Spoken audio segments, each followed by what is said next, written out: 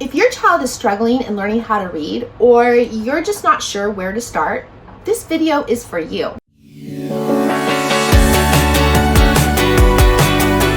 Research shows that over 90% of children need explicit phonics instruction in order to be able to read and blend successfully. This includes a component called phonemic awareness, which is the ability to hear sounds in our oral language.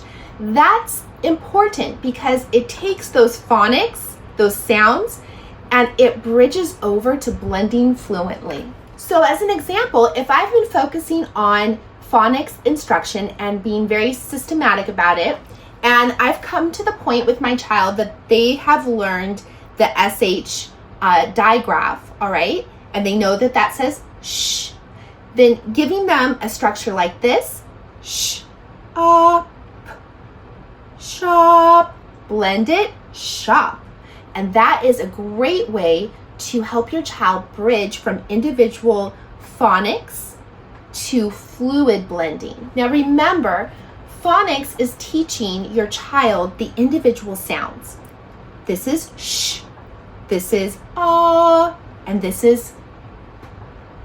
Phonemic awareness is being able to hear those sounds. So if I said the word shop, sh, ah, shop. That's the difference between phonics and phonemic awareness. But a really important note is that the best way for children to learn this is with a real human face. So apps and things like that can be fun, but they shouldn't be the sole instructor for your child's learning to read, because children learn to pronounce the sounds correctly when they can connect it to the human face and the way the muscles are moving. That's why cartoons and guessing games don't really teach children real reading.